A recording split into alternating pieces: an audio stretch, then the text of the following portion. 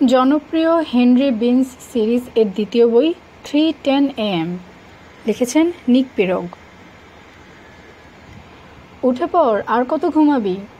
এক চোখ খুলল লেসি, তারপর মাথাটা আস্তে করে দুলিয়ে আবার আমার বুকের উপর শুয়ে পড়ল। ওর নাকের কাছে কি যেন একটা লেগে আছে, এক হাত দিয়ে মুছে দিলাম জায়গাটা। আরে বেটা, আমাদের তো অনেক কাজ পড়ে আছে, এখন ঘুমালে চলবে? মিয়াও। আর 10 মিনিট ঘুমাতে দেব? কিন্তু গত 23 ঘন্টা ধরেই তো ঘুমাচ্ছি আমরা। আসলে আমি নিজে গত 23 ঘন্টা ধরে ঘুমোচ্ছিলাম। এই সময় ল্যাসি কি করেছে সেটা বলা আমার জন্য একটু মুশকিলই, কিন্তু ওর হাব ভাব দেখে মনে হচ্ছে না এই 23 ঘন্টা আমার বুকের ওপর থেকে এক চুলও নড়েছে বেটা। ওকে হাত দিয়ে বুকের ওপর থেকে সরিয়ে উঠে দাঁড়ালাম। বিছানার পাশের ঘড়িটার দিকে নজর গেল আমার। আজকের জন্য বরাদ্দ সময় থেকে 1 মিনিট এরই মধ্যে চলে গেছে। বেডসাইড টেবিল থেকে ফোনটা হাতে নিয়ে ইনগ্রিডের মেসেজটা পড়লাম। আজকেও আসতে পারবে না, মাত্রই একটা খুনের তদন্তের কাজ শেষ করেছে, খুব ক্লান্ত এখন। আজকের দিনটা বাসায় একটু বিশ্রাম নেবে, তবে কালকে নাকি অবশ্যই আসবে আমার বাসায়। কাল অক্টোবরের 7 তারিখ। আমার আর ইনগ্রিডের সম্পর্কটা 6 মাস পূর্ণ হবে। মাত্র 2 দিন আগে দেখা করেছিলাম আমরা, তারপরেও আমার কাছে মনে হচ্ছে কত যুগ ধরে ওর চেহারাটা দেখি না। আমি ভাবছি ওকে বলবো একেবারে আমার বাসায় চলে আসতে। 2 মাস আগে আমার অ্যাপার্টমেন্টের একটা বাড়তি চাবি বানিয়ে ওকে দিয়ে দিয়েছি, তাই আমি ঘুমিয়ে থাকলেও সপ্তাহে 1-2 বার সে যখন আসে তখন ভেতরে ঢুকতে কোনো সমস্যা হয় না। কিন্তু এই 1-2 ঘন্টার জন্য আমার পোষায় না। আমি তাকে সপ্তাহে পুরো 7 ঘন্টার জন্যই চাই। রান্নাঘরে গিয়ে ইসাবেল আমার জন্য যে নাস্তার বাটিটা তৈরি করে রেখে গেছে সেটা ফ্রিজ থেকে বের করলাম। ইসাবেল খুব পরিষ্কার পরিচ্ছন্ন থাকতে পছন্দ করে। তার আরেকটা ব্যাপার আমার খুব ভালো লাগে, সে সবসময় চেষ্টা করে ছোটোখাটো এমন কিছু করে রাখতে যাতে আমার সময় কিছুটা হলেও বেঁচে যায়। এই যেমন ঘুম থেকে উঠে দেখব ব্রাশটায় টুথপেস্ট লাগানোই আছে, কিংবা আমার দৌড়ানোর জুতা আর হেডফোনটা দরজার পাশের টেবিলে সুন্দর মতো গুছিয়ে রাখা। অন্য সবার কাছে হয়তো এই 1-2 মিনিট বেঁচে যাওয়াটা তেমন বড় কোনো ব্যাপার বলে মনে হবে না, কিন্তু আমার কাছে এই সামান্য একটা মিনিটও লিওনার্দো দা ভিঞ্চির মোনালিসার থেকেও বেশি দামি। নাস্তা খেতে খেতে 4 মিনিট গেম অফ থ্রোনস দেখলাম। বাবা প্রায় 8 মাস আগে আমাকে এই টিভি সিরিজটা এনে দিয়েছিলেন। এখন আমি 4 নম্বর সিজনের 2 নম্বর পর্বে আছি।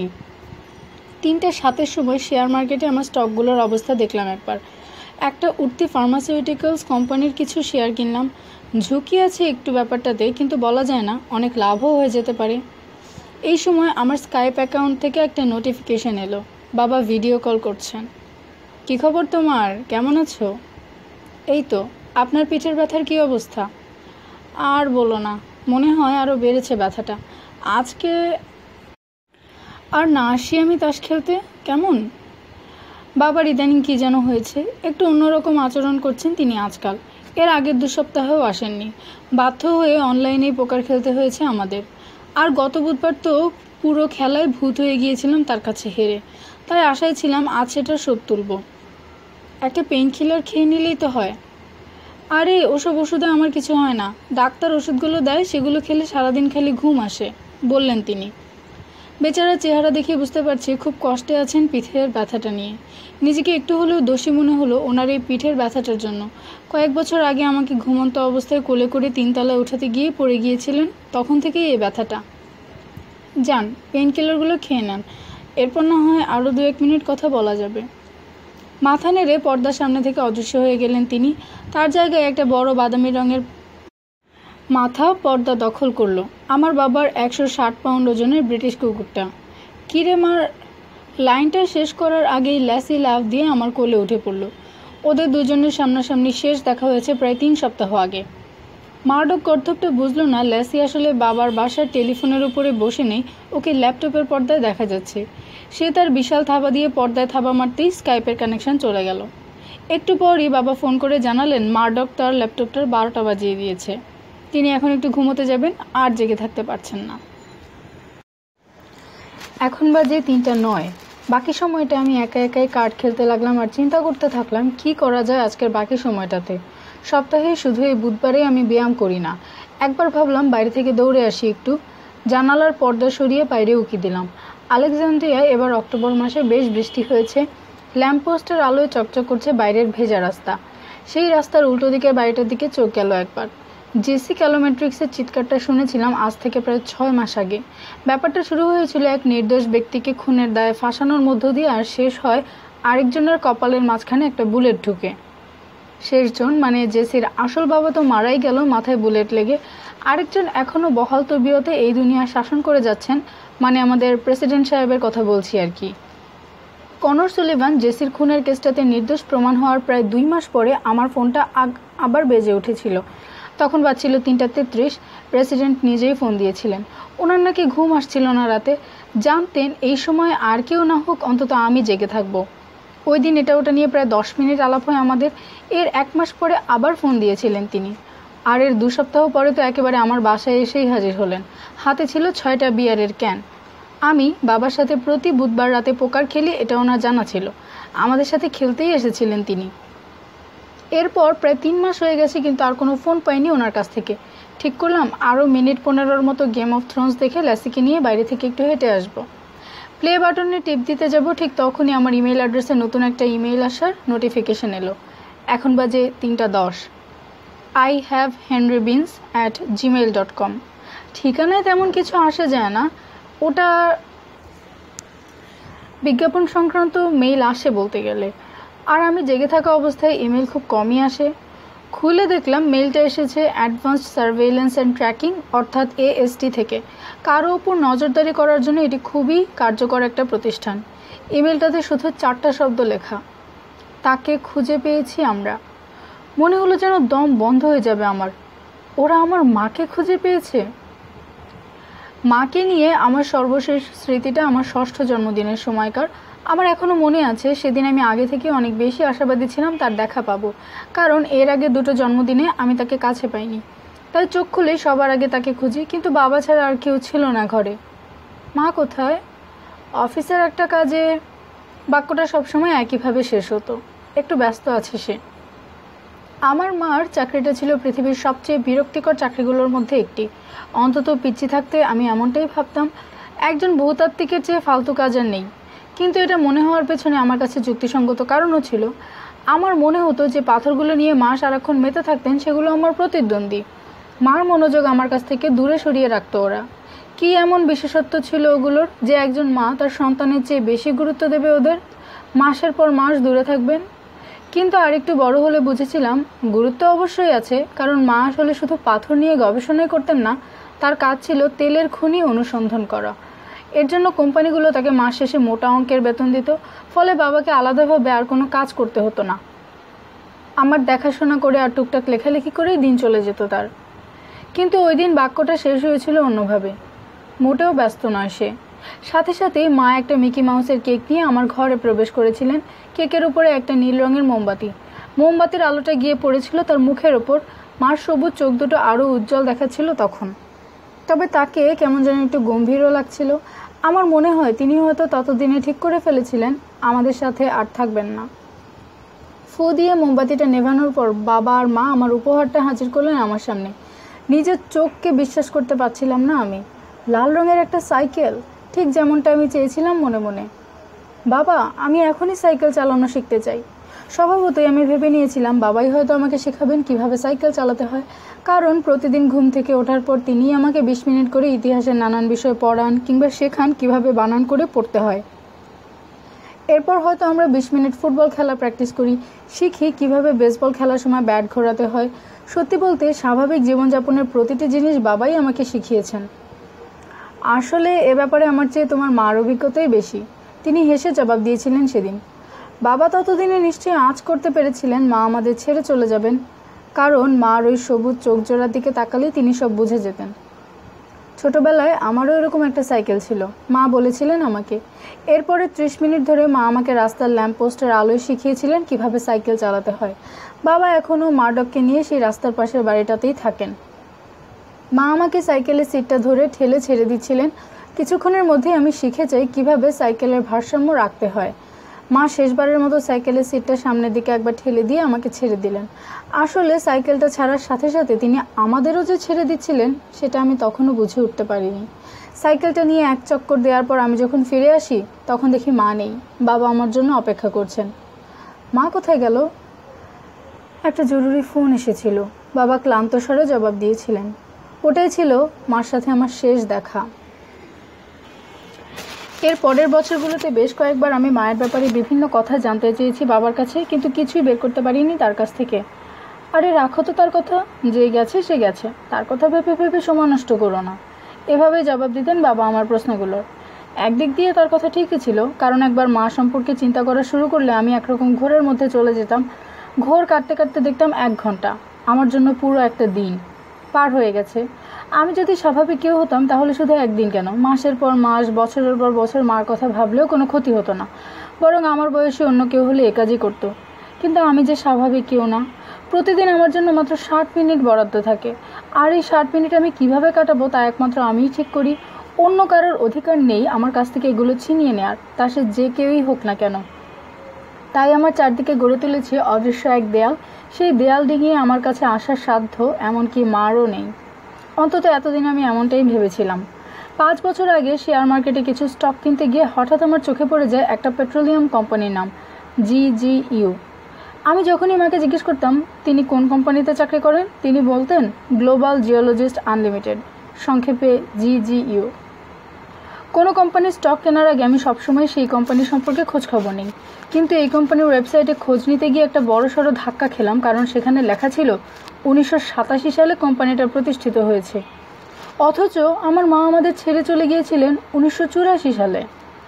ওদের কোম্পানির সাথে কয়েকবার ইমেল চালাচালি আর কয়েকটা ফোন কলের পর আমি নিশ্চিত হই ওখানে স্যালি বিন্স, আমার মায়ের নাম, এই নামে কেউ কোনোদিন চাকরিই করতো না। এরপর আমি যোগাযোগ করি জর্জ মেসন বিশ্ববিদ্যালয়ে, যেখানে মা বিয়ের আগে ভর্তি হয়েছিলেন স্যালি পেট্রিকোভা হিসেবে। বংশগতভাবে মার পরিবার চেক প্রজাতন্ত্রের ছিল। ওই বিশ্ববিদ্যালয় থেকেই মা ভূবিজ্ঞানে ডিগ্রি লাভ করেছিলেন, অন্তত আমি এমনটাই জানতাম। কিন্তু তাদের কাছে স্যালি পেট্রিকোভা নামে কোনো ছাত্রীর রেকর্ডই ছিল না।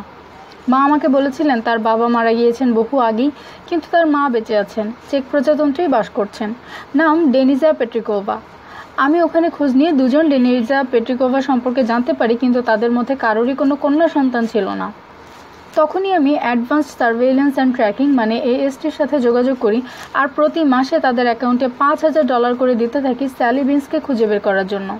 তারা আমার মা আর বাবার আগের সব কাগজপত্র, বিবাহ নিবন্ধনপত্র, জন্মসনদ, ক্রেডিট কার্ড কোম্পানির বিলের রসিদ এসব ঘেঁটে প্রাথমিক যে রিপোর্টটা দেয় সেটা দেখে আমি পুরো হা হয়ে গিয়েছিলাম। স্যালি বিন্স নামে কারো কোনো অস্তিত্বই নেই। বাবার সাথে আমার প্রথম দেখা হয়েছিল একটা কফি শপে। বাইরের দুনিয়ার জন্য ব্যাপারটা একদম স্বাভাবিক, কিন্তু আমার জন্য মোটেও সেরকম নয়, কারণ আমার সাথে যেখানে যেখানে মেয়েদের দেখা হয়েছে তার কোনোটাই স্বাভাবিক ছিল না। এই যেমন ম্যাথস.com নামের ওয়েবসাইটে, কিংবা হাসপাতালের জরুরি বিভাগে। আর ইনগ্রিডের সাথে তো দেখা হলো একটা খুনের তদন্তের সময়। যে কফি শপটাতে তাদের দেখা হয়েছিল সেটার নাম ছিল মাইটি বিনস। বাবার আর্লিংটনের অ্যাপার্টমেন্ট থেকে 3 মাইল দূরে ছিল ওটা, ঠিক পটোম্যাক নদীর পশ্চিম তীর ঘেঁষে। ওই কফি শপের একটা নির্দিষ্ট টেবিলে বসে বাবা ঘন্টার পর ঘন্টা তার কাজে ডুবে থাকতেন, সাথে চলতো কফি। বাবার কাজ ছিল ওয়াশিংটনের বিভিন্ন সরকারি অফিসের জন্য এটা ওটা লেখালেখি করা। বরাবরই চুপচাপ ধরনের ছিলেন তিনি। আমার মনে হয় না সেই দিনগুলোতে খুব একটা অন্যরকম ছিলেন। হয়তো তার চুলগুলো আরও একটু বেশি ঘন আর কালো ছিল তখন, আর শার্টগুলোও বোধহয় আরও রংচঙে ছিল, কিন্তু এতটাও নয় যে হঠাৎ করে কোনো সুন্দরীর চোখে পড়ে যাবেন। আমি তাকে যতটা চিনি ওই সরকারি লেখালেখির কাজগুলোতেই ব্যস্ত থাকতে ভালো লাগতো তার। এজন্যই বোধহয় একজন সুন্দরী মহিলা যে তার দিকে বারবার তাকাচ্ছিল পাশের টেবিল থেকে, সেটা এড়িয়ে যায় তার চোখ। কী এত জরুরি কাজে ব্যস্ত আপনি? মার মতে প্রথমবার যখন তিনি বাবাকে প্রশ্নটা করেছিলেন তিনি কোনো রকম প্রতিক্রিয়াই পাননি তার কাছ থেকে, তাই আবার প্রশ্নটা করতে হয়েছিল তাকে। অবশেষে বাবা যখন মার দিকে তাকালেন তখন তার চশমাটা পড়ে যায় চোখ থেকে, কিন্তু এক দৃষ্টিতে মার দিকে তাকিয়েছিলেন তিনি, চোখই ফেরাতে পারছিলেন না। আমার মা জানতেন তিনি কতটা সুন্দরী ছিলেন, তাই পুরুষদের এরকম দৃষ্টি তার কাছে মোটেও অপরিচিত ছিল না। সেদিন কোনো ধরনের মেকআপই করেননি তিনি। বাবার ওরকম তাকিয়ে থাকা দেখে লজ্জায় লাল হয়ে গিয়েছিলেন। এরপরের 6 ঘন্টা সেখানেই আলাপ হয় তাদের দুজনের। এর 3 মাস পরে বিয়ে করে ফেলেন তারা, আর 1 বছর পরেই জন্ম হয় আমার। বাচ্চাদের জন্ম হওয়ার পর তারা সারাক্ষণই ঘুমায়, তাই আমি যখন প্রথম দিনটা পুরোই ঘুমিয়ে কাটিয়ে দিই তখন তাদের মনে কোনো ধরনের প্রশ্ন জাগেনি। তারা ভেবেছিল পৃথিবীর সবচেয়ে চুপচাপ বাচ্চাটিকে জন্ম দিয়েছে। আমি রাত 3টা পর্যন্ত ঘুমিয়ে এরপর জেগে উঠেই কান্না শুরু করে দিই। মা আমার দেখাশোনা করেন তখন। আমি 1 ঘন্টা তার কোলে আউ করে তারপর ঠিক 4টার সময় আবার ঘুমিয়ে পড়ি। পরের দিন সকালে যখন আমাকে জেগে ওঠানো যাচ্ছিল না তখন তারা আমাকে নিয়ে ছোটেন হাসপাতালের জরুরি বিভাগে। তারা আমার ওপর নানান পরীক্ষা নিরীক্ষা করার সময় রাত 3টার সময় আমি আবার জেগে উঠি। সবাই হাঁফ ছেড়ে বাঁচে তখন, অন্তত 1 ঘন্টার জন্য আর কি। আমি 4 মাস হাসপাতালে ছিলাম। এর মাঝে যত প্রকারের পরীক্ষা নিরীক্ষা সম্ভব তারা করেছিল আমার ওপর। দিনের বেলা আমাকে নলের মাধ্যমে খাওয়ানো হতো, আর রাতে 1 ঘন্টা মা আমার দেখাশোনা করতেন। আমার ওজন যখন 14 পাউন্ড হলো তখন কেবলমাত্র এই অদ্ভুত ঘুমের অভ্যাসটা ছাড়া আর অন্য সব কিছু আর 10টা বাচ্চার মতোই স্বাভাবিক ছিল। তখন অবশেষে বাবা মা আমাকে বাসায় নিয়ে আসেন। দিনের বেলা আমাকে তারা নলের মাধ্যমেই খাওয়াতে থাকেন, আর রাতের ওই 1 ঘন্টা মা আমার দেখাশোনা করতেন। তাদের আমি নিশ্চয়ই অনেক দুশ্চিন্তার মধ্যে ফেলে দিয়েছিলাম। তারা অপেক্ষা করতে থাকেন, আশা করতে থাকেন একসময় হয়তো আমার সব কিছু স্বাভাবিক হয়ে যাবে, কিন্তু এমনটা কখনো হয়নি। বাবা আমাকে নিয়ে 6টা অঙ্গরাজ্য আর 3টা দেশের প্রায় 20 জন বিশেষজ্ঞের সাথে দেখা করেন, কিন্তু আমি যে দেশেই থাকতাম না কেন ঠিক 3টার সময় জেগে উঠে আবার 4টার সময় ঘুমিয়ে পড়তাম। প্রায় 12 বছরের নানা ধরনের পরীক্ষা নিরীক্ষার পরও কেউ এটা বের করতে পারেনি আমি কেন ঠিক ওই 1 ঘন্টার জন্যই জেগে উঠি, তাও নির্দিষ্ট একটা সময়ে। তারা শুধু খুঁজে পেয়েছিল আমার রক্তে মেলাটোনিনের মাত্রা স্বাভাবিকের চেয়ে অনেক বেশি। মেলাটোনিন হরমোন একজন ব্যক্তির ঘুম সংক্রান্ত যাবতীয় কাজের জন্য দায়ী। এটা নিঃসৃত হয় মস্তিষ্কের পিনিয়াল গ্রন্থি থেকে, আর আমার পিনিয়াল গ্রন্থি স্বাভাবিক মানুষের তুলনায় 3 গুণ বড়। 14 বছর বয়সে অস্ত্রোপচারের মাধ্যমে আমার পিনিয়াল গ্রন্থি অপসারণ করে নেওয়া হয়, কিন্তু এতেও কিছু হয় না। আমার আর এই অদ্ভুত মেডিকেল কন্ডিশনটার নাম দেওয়া হয় হেনরি বিন্স। যে ইমেলটা আমার কাছে পাঠানো হয়েছে সেটার সাথে একটা পিডিএফ ফাইলও আছে, ওটাতেই আছে পুরো রিপোর্টটা। ডাউনলোড করে সেটা খুললাম আমি। প্রথম প্যারায় ছোট করে রিপোর্টটার সারাংশ তুলে দিয়েছে এএসটির সহ-প্রতিষ্ঠাতা মাইক ল্যাং। তিনি লিখেছেন, মিস্টার বিন্স, অত্যন্ত দুঃখের সাথে আপনাকে জানাতে হচ্ছে আপনি আমাদের নমুনা হিসেবে যে আঙ্গুলের ছাপটা সরবরাহ করেছিলেন সেটা আলেকজান্দ্রিয়ায় অক্টোবরের 14 তারিখে পটোমেক নদী থেকে উদ্ধার করা অজ্ঞাত এক মহিলার লাশের সাথে ম্যাচ হয়েছে।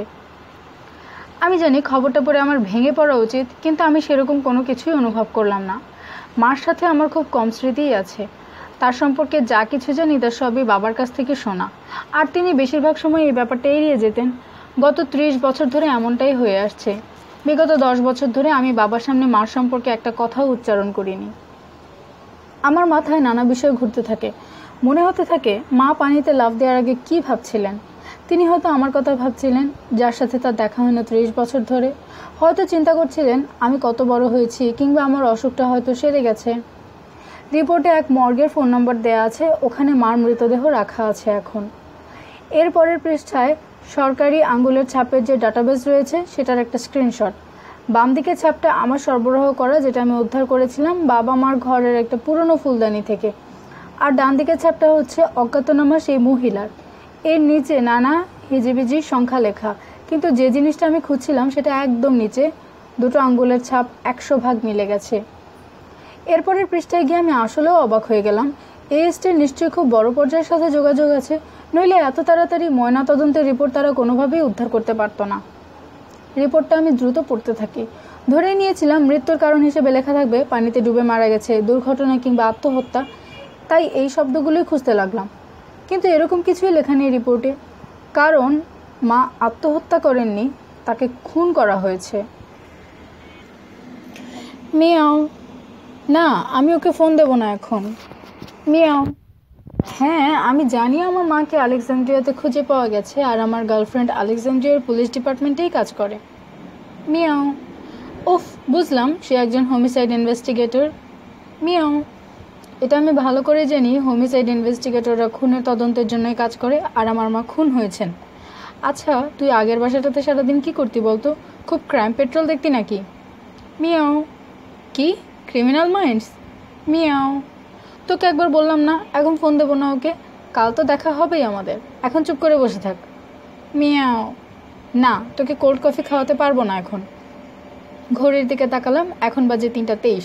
গত 7 মিনিট ধরে আমি ইন্টারনেটে আমার মার খুন সম্পর্কে কোনো খবর আছে নাকি সেটা খুঁজে বের করার চেষ্টা করছি, কিন্তু এই পর্যন্ত এমন কিছু খুঁজে পাইনি যেটাতে লেখা আছে মাথার পেছনে গুলিবিদ্ধ কোনো মহিলার মৃতদেহ খুঁজে পাওয়া গেছে পটোমেক নদী থেকে।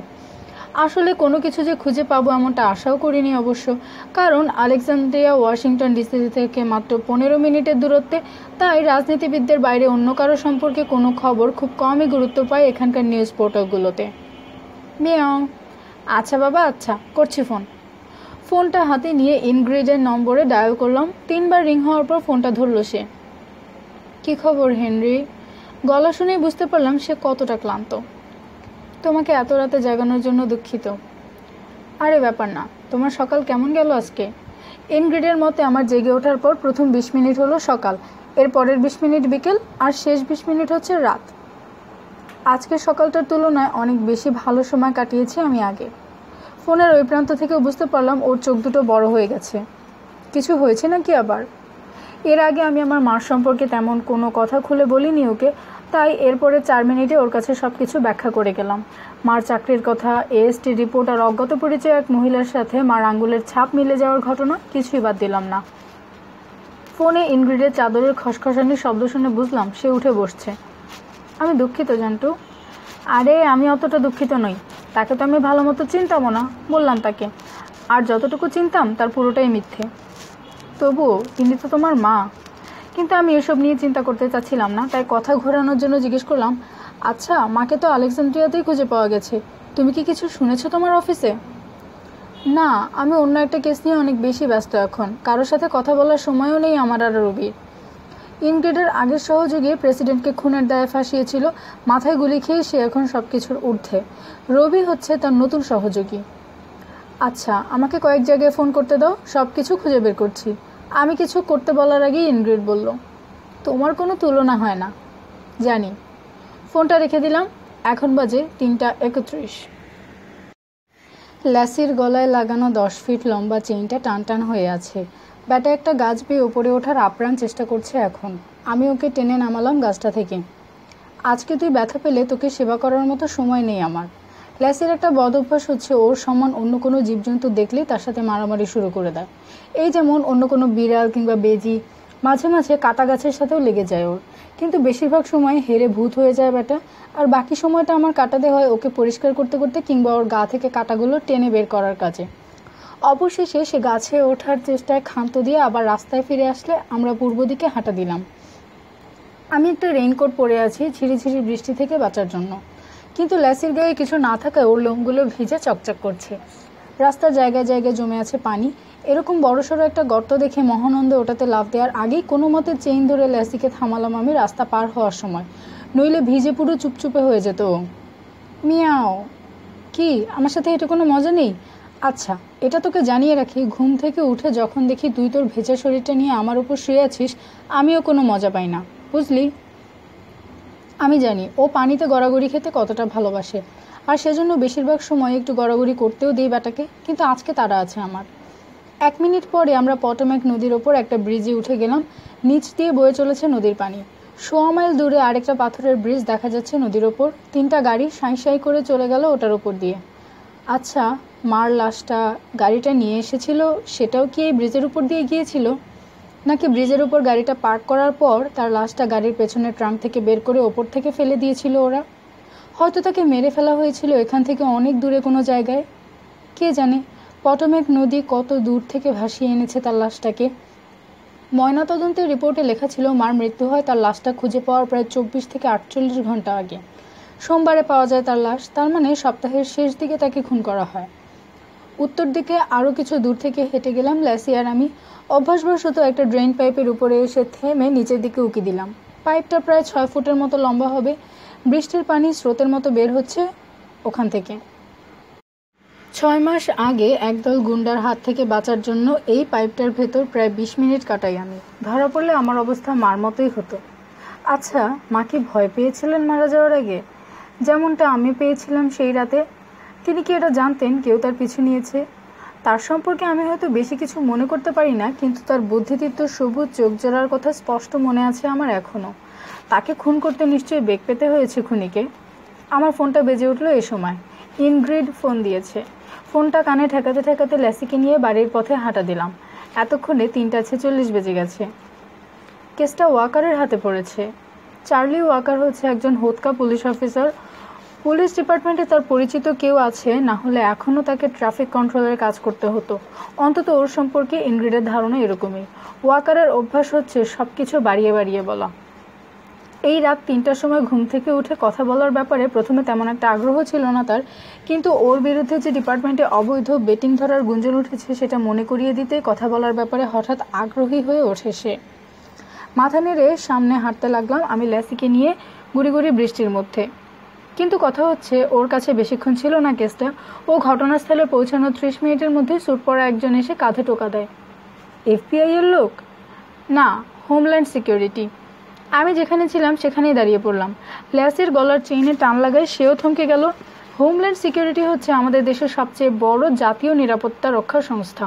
দেশকে যে কোনো প্রকারের হুমকি আর সন্ত্রাসবাদী কার্যক্রম থেকে বাঁচানোই ওদের কাজ।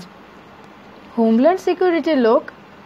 হ্যাঁ, সে ওয়াকারকে বলেছে বিন্দুমাত্র সময় নষ্ট না করে সে যেন তার সব জিনিসপত্র নিয়ে ওখান থেকে বিদায় হয়। ওয়াকারও আর কথা না বাড়িয়ে কেটে পড়ে। আমার মাথার ভেতরে চিন্তার ঝড় বইতে লাগলো। ল্যাসি ঘুরে তাকালো আমার দিকে। ও এখন বসে আছে পেছনের পায়ের ওপর ভর দিয়ে। আমি হোমল্যান্ড সিকিউরিটির সাথে কয়েক বছর কাজ করেছি। ওদের পেট থেকে কথা বের করা খুব কঠিন কাজ। অন্য কোনো ডিপার্টমেন্টকে ওরা খুব একটা সাহায্যও করে না, কিন্তু ওদের ভেতরে একজন চেনা জানা লোক আছে আমার। এক সময় ওর বড় একটা উপকার করেছিলাম আমি। এদিকে আমি ভাবছি অন্য একটা কথা। প্রেসিডেন্টকে ওই খুনের মামলা থেকে বাঁচানোর পর তিনি আমাকে একটা কার্ড দিয়েছিলেন। ওই কার্ডটার মাধ্যমে এ দেশে যে কোনো কিছু করা যাবে, একবারের জন্য অবশ্য। আমার ড্রয়ারে এখনও অব্যবহৃত অবস্থায় পড়ে আছে ওটা।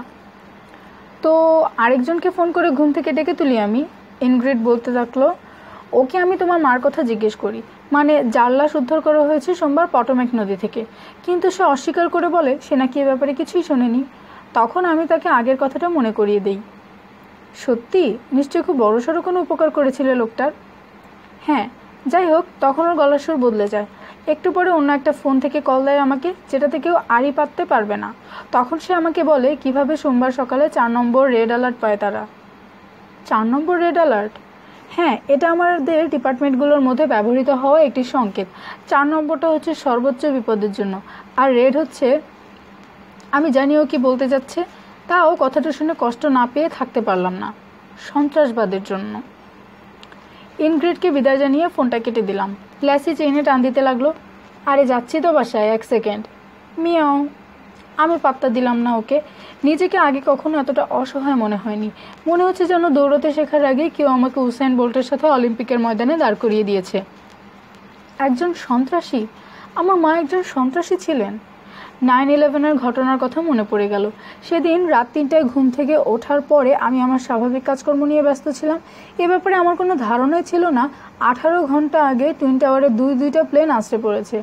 যদি সেটা অন্য কোনো সপ্তাহে হতো তাহলে বাবা আমাকে মোবাইলে মেসেজ দিয়ে জানিয়ে রাখতেন আক্রমণটার ব্যাপারে, কিন্তু বাবা সে সময় বাহামাতে ছুটি কাটাতে ব্যস্ত ছিলেন, আর ওখানে তখন ফোনের নেটওয়ার্ক কাজ করতো না। তিনি পরে আমাকে বলেছিলেন বাহামা থেকে ফিরে আসতে তাকে কতটা বেগ পেতে হয়েছিল, কারণ আমেরিকার ইতিহাসে সবচেয়ে বড় সন্ত্রাসী হামলার সময় ছিল ওটা। তাকে বাহামার বিমানবন্দরে 3 রাত কাটাতে হয়েছিল। শেষ পর্যন্ত একটা প্লেনে করে মায়ামিতে পৌঁছান তিনি। সেখান থেকে একটা গাড়ি ভাড়া করে অবশেষে ভার্জিনিয়ায় ফিরে আসেন।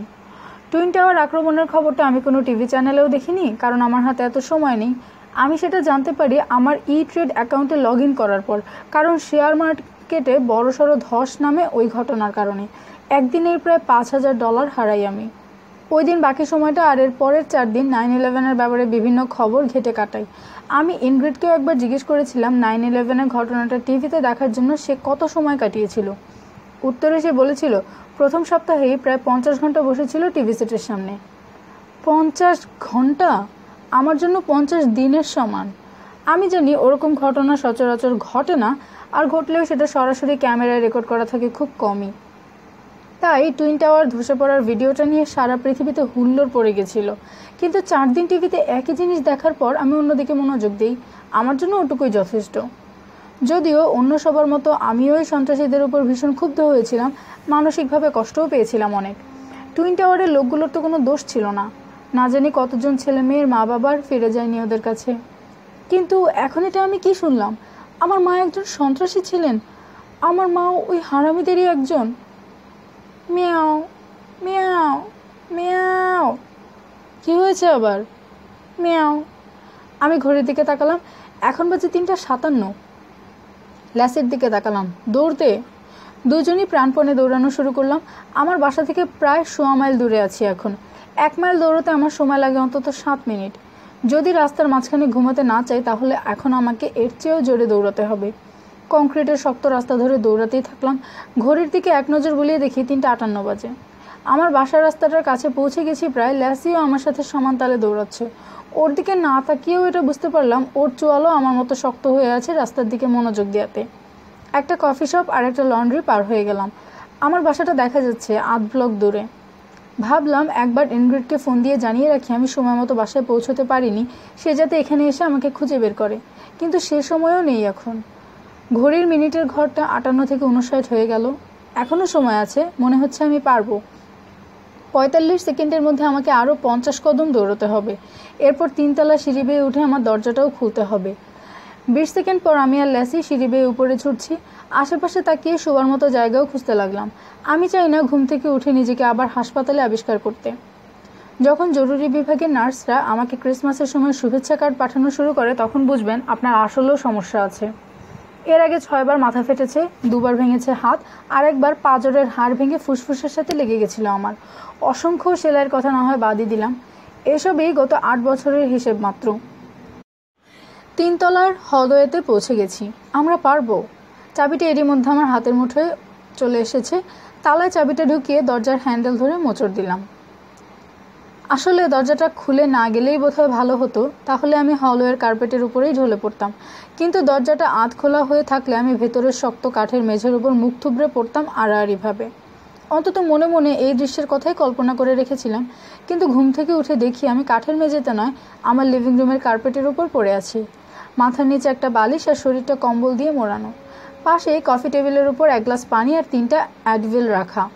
একসাথে 3টা অ্যাডভিলই মুখের ভেতর চালান করে দিয়ে গ্লাসের পাশে রাখা কাগজের টুকরোটা হাতে তুলে নিলাম। ঘুমকুমার, তোমার জন্য কিছু খাবার নিয়ে এসে দেখি তুমি দরজার কাছে মেঝের ওপর ঘুমাচ্ছ। কালকে রাতে আমার সাথে কথা বলার পরে নিশ্চয়ই আবার তোমার মাকে নিয়ে ভাবনায় ডুবে গিয়েছিলে, তাই না? এজন্য আর সময় মতো বাসায় ফিরে আসতে পারোনি। যেভাবে দরজার চৌকাঠের উপর পড়েছিলে আমার মনে হয় আর একটু সময় পেলে বাসায় ঢুকে যেতে পারতে। মাঝে মাঝে ভুলে যাই আমি একজন গোয়েন্দার সাথে প্রেম করছি। পড়তে থাকলাম বাকি লেখাটা। আমি তোমাকে ভালো মতো পরীক্ষা করে দেখেছি, কোথাও বড় ধরনের কোনো ব্যথা পাওনি বলেই মনে হচ্ছে। তোমার বাম কাঁধের কাজটা অবশ্য ফুলে উঠতে শুরু করেছিল ঘুম থেকে উঠেই বরফ লাগাবে সেখানে। তোমার ভাগ্য ভালো বলতে হবে, তোমার নাকটা থেতলে যায়নি। আসলে আমার ভাগ্যও ভালো, না হলে আমাকেই তো সারা জীবন তোমার নাক ডাকার আওয়াজ সহ্য করতে হতো। হা হা হা। আমি তোমার পা ধরে টেনে ভেতরে ঢুকিয়েছি। পিঠে একটু ছিলে গেছে বোধহয়, তোমার শার্টটা বারবার উপরে উঠে যাচ্ছিল। কোমরের একটু উপরে হাত বোলালাম, আসলেও লাল হয়ে আছে জায়গাটা। আর তোমার মার সম্পর্কেও খোঁজখবর নিয়েছি, যদিও কালকের তুলনায় তেমন বেশি কিছু জানতে পারিনি। অনেককেই ফোন দিয়েছি সারাদিনে, কিন্তু কেউই মুখ খুলছে না এ ব্যাপারে। মর্গেও ফোন করেছিলাম, কিন্তু ওরা বলল লাশটা নাকি ম্যাকলিনের ফেডারেল মর্গে স্থানান্তর করা হয়েছে। ওখানেও যখন ফোন দিলাম তখন হালকা পাতলা কিছু জানতে পারলাম, কিন্তু সেটা এখন বলতে পারবো না। খুবই জরুরি একটা মিটিং আছে সকালে, তাই থাকতেও পারলাম না। কিন্তু কালকে এসে সব কিছু খুলে বলবো তোমাকে। তোমার ইনগ্রিড। বিশেষ দ্রষ্টব্য, তোমার জন্য যে থাই খাবারগুলো এনেছিলাম ল্যাসি সেগুলো তো ভাগ বসিয়ে দিয়েছে। আগেভাগেই তোমাকে সাবধান করে দিলাম। বিশেষ দ্রষ্টব্য, হ্যাপি অ্যানিভার্সারি। হাসি মুখে চিঠিটা পড়ে শেষ করলাম। কাঁধের ব্যথাটা এখনও কমেনি। ল্যাসিকে খোঁজার জন্য আশেপাশে তাকালাম। ভেবেছিলাম ব্যাটাকে ঘুমন্ত অবস্থায় দেখব সোফার ওপর, কিন্তু না, সে ওখানে নেই। নবাবজাদা আমার ঘরে বড় বিছানাটার ওপর ঘুমাচ্ছে। কষ্ট করে হেঁটে হেঁটে ঘরে ঢুকলাম। বিছানার পাশের ঘড়িতে সময় দেখাচ্ছে 3:03। ল্যাসি। ও চোখটা একবার পিটপিট করলো, নাকটা কুচকালো শুধু। বাহ, আমার জন্য অনেক টেনশনে ছিলে দেখা যাচ্ছে। মিয়াও। তুই কি করবি মানে? অন্তত আমার পাশে তো ঘুমাতে পারতি। মিয়াও। হ্যাঁ, আমি জানি তুই একটা কুকুর না। মিয়াও। তাই না? তুই বিছানায় না শুলে ওটার প্রতি অসম্মান জানানো হতো। মিয়াও। আচ্ছা, বাদ দে। ঘুরে রান্নাঘরের দিকে রওনা দিলাম। অনেক খিদে পেয়েছে। ফ্রিজটা খোলা রেখে গোটা 2 স্যান্ডউইচ আর একটা প্রোটিন শেক পেটের ভেতর চালান করে দিলাম। ল্যাসি হাঁ করে আমার দিকে তাকিয়ে আছে। ওর দিকে তাকিয়ে মাথা নাড়লাম। না, আমার নাস্তা থেকে কোনো ভাগ পাবি না আজকে। মিয়াও। কারণ ইনগ্রিড আমার জন্য যে থাই খাবারগুলো এনেছিল সেগুলো তুই একাই সাবার করে দিয়েছিস। মিয়াও। কি খাসনি তুই? এদিকে আয় দেখি। আমি নিচু হতে ব্যাটা দৌড়ে পালিয়ে গেল। জানতাম। একবার ভাবলাম ঘাড়ে বরফ লাগাই, কিন্তু পর মুহূর্তে বাতিল করে দিলাম চিন্তাটা। এত সময় নেই হাতে। এখন বাজে 3:06। স্কাইপ অন করে বাবাকে ভিডিও কল দিতে গিয়ে মনে পড়লো মার্ডক তার ল্যাপটপের 12টা বাজিয়ে দিয়েছে, তাই তার মোবাইল ফোনেই কল দিলাম। 4বার রিং হওয়ার পর ফোনটা তুললেন তিনি। হেনরি, কী খবর তোমার? এই তো বাবা। কালকে রাতের জন্য কিছু মনে করো না।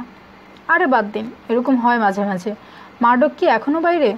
বাবা রাগ করলে মাঝে মাঝে মার্ডককে বাইরে ওর আলাদা ঘরে পাঠিয়ে দেন। না, ওর ভুল বুঝতে পেরেছে, তাই না মার্ডক? ফোনের এপাশ থেকেই মার্ডকের হুটোপুটির আওয়াজ শুনতে পেলাম। ল্যাসিও সেটা শুনতে পেয়ে লাফ দিয়ে আমার কোলে উঠে ফোনে থাবা দিতে লাগলো। আরও কিছুক্ষণ পর বাবা জিজ্ঞেস করলেন, গতকাল কেমন কাটলো তোমার? মা মারা গেছেন। কি? পরের 3 মিনিটে আমি তাকে সব কিছু খুলে বললাম। আমার কথা বলা শেষ করার পরেও ওপাশে নীরবতা বজায় থাকলো। বাবা, আছি আমি। আপনি কি জানতেন? না, কিন্তু এবার তো সব কিছু মিলে যাচ্ছে, তাই না?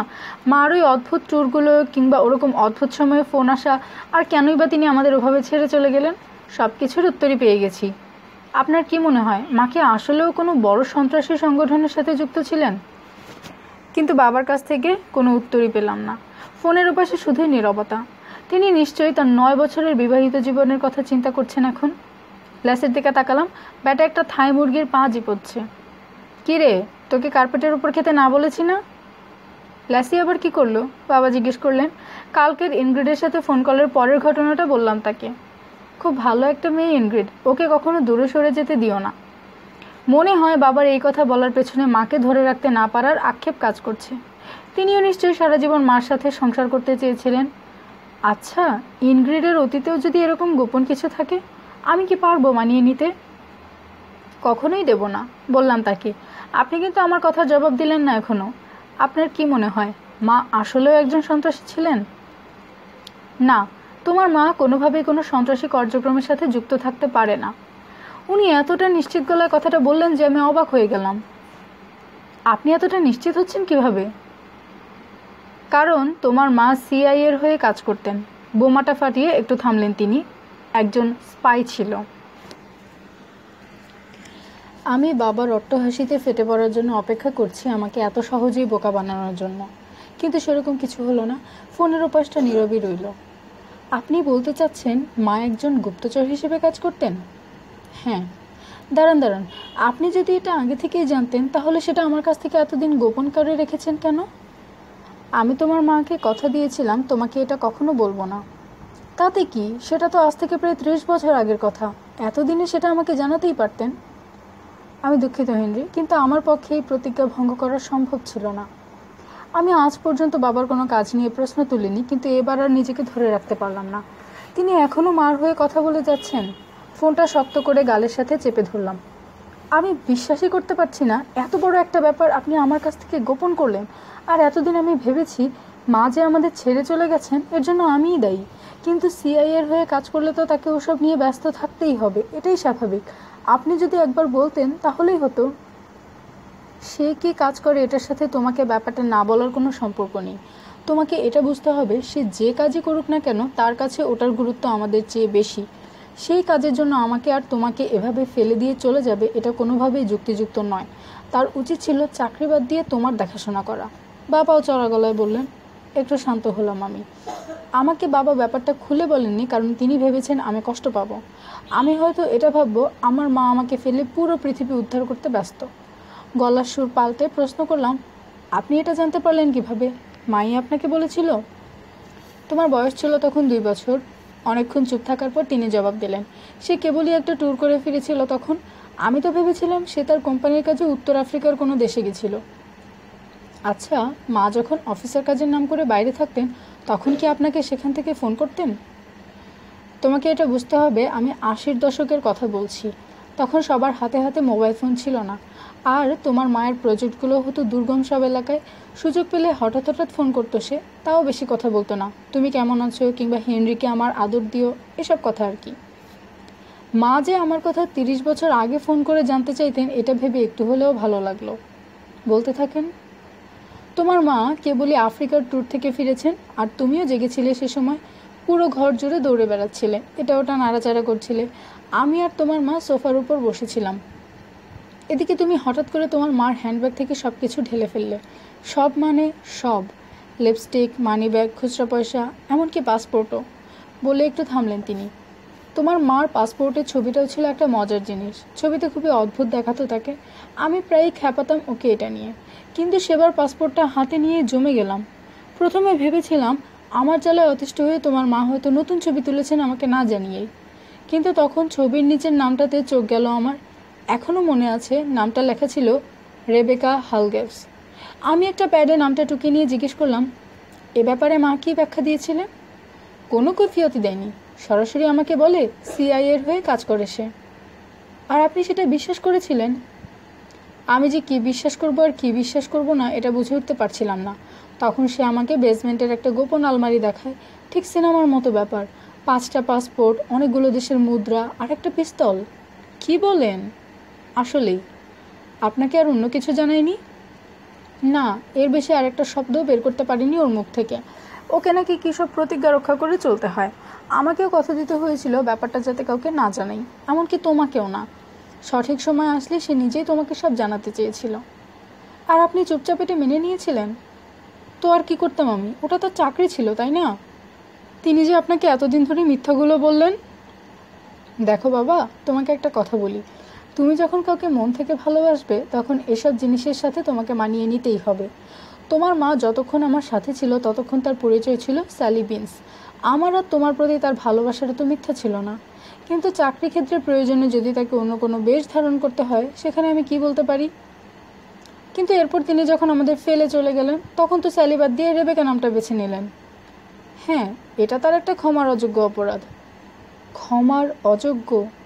আমার ইচ্ছে করছে 5 ঘন্টা ধরে বাবার সাথে ফোনে কথা বলি, কিন্তু সেটা করা আমার পক্ষে কোনোভাবেই সম্ভব নয়। আমার অসুখটা নিয়ে সহজে কোনো আক্ষেপ করি না, কিন্তু অনেক বছর পর আজকে এই হেনরি বিনস কন্ডিশনের ওপর আমার মেজাজটা খারাপ হয়ে গেল। আচ্ছা বাবা, আজকে আর কথা বলতে পারবো না, কিন্তু কালকে আমি আবার ফোন দেবো, তখন সব কিছু আমাকে খুলে বলবেন, সব। বাবা আস্তে করে সম্মতি জানালেন ফোনের ওপাশ থেকে, যদিও আমার মনে হয় না তার কাছে বলার মতো খুব বেশি কিছু আর বাকি আছে। এখন বাজে 3:23। ইন্টারনেট খুলে বসেই রেবেকা হালগেভস লিখে গুগলে সার্চ দিলাম। হালগেভস নামে অনেককে খুঁজে পেলাম সার্চ রেজাল্টে, রেবেকা নামেও অনেককে খুঁজে পেলাম, শুধু রেবেকা হালগেভস নামের কেউ নেই। ল্যাসি লাফ দিয়ে আমার কোলে উঠে বসলো। ওর পিঠে হাত বোলাতে বোলাতে আপন মনে চিন্তা করতে লাগলাম। আমার মা একজন সন্ত্রাসী নয়, গুপ্তচর। এখন তার বয়স হতো 60-65। এই বয়সে এসে তো আর গুপ্তচরগিরি করতেন না, নাকি করতেন? আমি এতদিন ভাবতাম মা হয়তো তার কাছ থেকে অবসর গ্রহণ করে পেনশনের টাকায় কোথাও শান্তিতে বসবাস করছেন, কিন্তু সেটা আর কোনোভাবেই সম্ভব নয়, কারণ তিনি এখন মৃত। একসাথে অনেকগুলো প্রশ্ন এসে জমা হলো আমার মাথায়। মা কিভাবে হোমল্যান্ড সিকিউরিটির রাডারে ধরা পড়লেন? তিনি যদি আসলেও একজন গুপ্তচর হয়ে থাকেন, তাহলে তার বিরুদ্ধে 4 নম্বরের বিপদ সংকেত জারি করা হলো কেন? তাও আবার লাল রঙের। মা কি বিশ্বাসঘাতকতা করেছিলেন? আমার মার জন্মস্থান যে ঠিক কোথায় এটা এখনও জানি না আমি, কিন্তু আমেরিকা যে নয় সে ব্যাপারে নিশ্চিত। তার কথায় পূর্ব ইউরোপের একটা টান থাকতো, নাকি ওটাও মেকি ছিল? সিআইএতে তিনি কি স্নায়ুযুদ্ধ চলাকালীন সময়ে যোগদান করেছিলেন, নাকি সিআইএর গুপ্তচরের বেশে রাশিয়া কিংবা ইউক্রেনের হয়ে কাজ করে আসছিলেন এতদিন? প্রেসিডেন্ট সুলিভান অবশ্য ইউক্রেনের সাথে ঝামেলা নিয়ে কথা বলেছিলেন একবার। মার মৃত্যু কি কোনোভাবে এটার সাথে সম্পর্কযুক্ত? উফ, সব জট পাকিয়ে যাচ্ছে। মাথা নেড়ে ভাবনার জগৎ থেকে বাস্তবে ফিরে আসার চেষ্টা করলাম। ঘড়ির দিকে তাকিয়ে দেখি 3:37 বাজে। ল্যাসি অর্থপূর্ণ দৃষ্টিতে আমার দিকে তাকিয়ে আছে। বুঝে গেলাম ব্যাটা কী বলতে চাইছে। আচ্ছা দিচ্ছি। উঠে গিয়ে ফ্রিজ থেকে বিড়ালের খাবারের প্যাকেটটা বের করে একটা বাটিতে ঢেলে ওর সামনে দিয়ে আমার নিজের জন্য একটা সালাদের বাটি নিয়ে আবার কম্পিউটারের সামনে বসে গেলাম। ভাবলাম একবার ম্যাকলিনের ফেডারেল মর্গে ফোন দিয়ে মার লাশটার ব্যাপারে জিজ্ঞেস করি, কিন্তু ওরা ইনগ্রিডকেই কিছু বলেনি, আমাকে তো পাত্তাই দেবে না। যদি আমাকে জিজ্ঞেস করে বসে মার নাম কি, কি বলবো তখন? স্যালি বিনস নাকি রেবেকা হালগেভস? এ দুটো ছাড়াও তার যার কত নাম আছে তা আল্লাহ মালুম। এএসটি আমাকে যে রিপোর্টটা পাঠিয়েছিল সেটা আবার খুললাম। একটা জিনিস এই প্রথম চোখে পড়লো, যদিও ধারণা করা হচ্ছে মার মৃত্যু হয়েছে তার লাশটা খুঁজে পাওয়ার 24 থেকে 48 ঘন্টা আগে, কিন্তু কর্তব্যরত ডাক্তার একটা নির্দিষ্ট সময়ও উল্লেখ করে দিয়েছেন, শনিবার রাত 3:30টার দিকে। ওই দিন ছিল অক্টোবরের 2 তারিখ। নিয়তির খেলা কতই না অদ্ভুত। এত সময় থাকতে মা কিনা মারা গেলেন এমন সময়ে যখন আমি জেগে থাকি। আচ্ছা, মার মাথায় যখন গুলিটা ঢুকেছিল তখন আমি কি করছিলাম? শনিবারের রুটিনটা একদমই সাদামাটা। এই একটু গেম অফ থ্রোনস দেখেছি, খাওয়া দাওয়া করেছি, কিছুক্ষণ দৌড়ে এসে স্টক মার্কেটে ঢুঁ মেরেছিলাম। অন্যরকম কোনো কিছু তো ঘটেনি সে রাতে।